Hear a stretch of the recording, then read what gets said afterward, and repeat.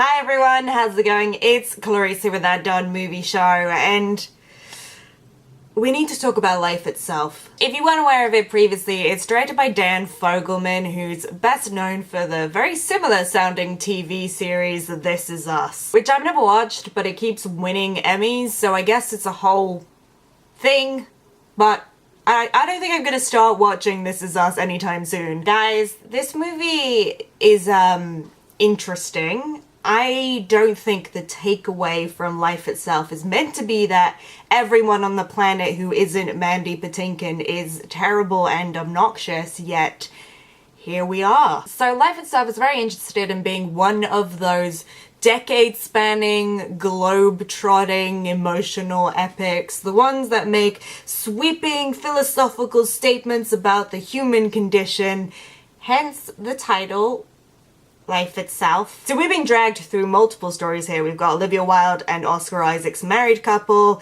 Olivia Cooke's punk rocker, we've got Antonio Banderas as an olive plantation owner. He's over in Spain. Most of the story takes place in New York. And of course, we slowly discover that everybody here is connected on a deep, monumental level across time and space. Which is funny because this movie supposedly spans 3 generations, and yet everybody dresses like they're in an H&M ad from last year. It's like, come on, somebody in this movie should either be living in space or in some kind of post-apocalyptic Mad Max situation. And of course, this film's primary goal is to make you cry because it's sad when people die and stuff. And I'm a pretty wildly sentimental person. I do not object to being emotionally manipulated. In fact, sometimes I think it can be quite cathartic. You know, you put on Homeward Bound, you cry all your insecurities out. But what is a really weird experience is to watch a film that is clearly trying to emotionally manipulate you and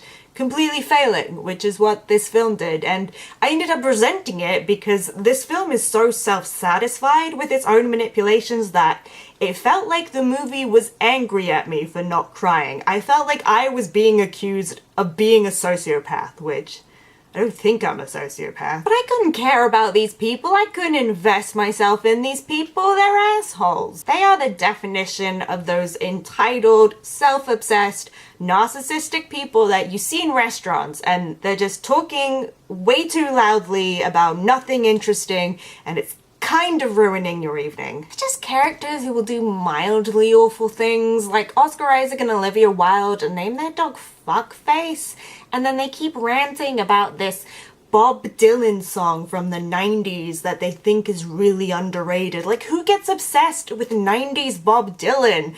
Like, of all the Bob Dylan eras, and then they think they're really cool and edgy because they like Tarantino, so they dress up as Pulp Fiction for a costume party. And then Oscar Isaac will yell at his therapist, who's played by Annette Bening, by the way, because she's never heard of Natalie Portman. And then Olivia Cooke will name her punk band PB&J. Like, why? Like, who does these things? And then there's this scene where Olivia Wilde runs into the room to spout what she thinks is the most brilliant thesis, and she starts off with the claim that the unreliable narrator has been hardly discussed or used outside of genre fiction, which already extremely wrong. And then she says that every story has an unreliable narrator because the person writing the story will always be removed to some degree from the events happening, which,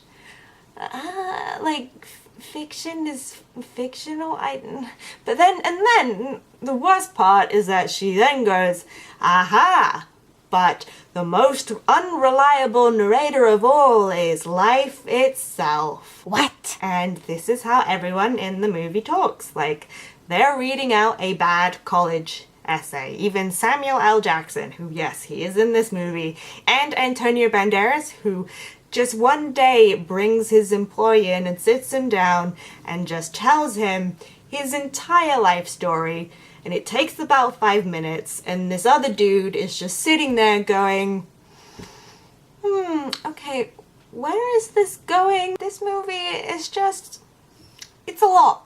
It's a lot. It's a lot to deal with. And one last thing to know, you guys might have seen this, but Dan Fogelman actually complained that the reason why Life Itself received so many negative reviews is that they were all being written by dudes, which, hey, trust me, I am extremely aware of the gender disparity in film criticism, and I do think that sometimes it will have a certain effect on how movies are reviewed. But Dan Fogelman, not here, dude. And I find that comment especially presumptuous because the women are pretty poorly written here. I mean, they're all floaty, tragic figures.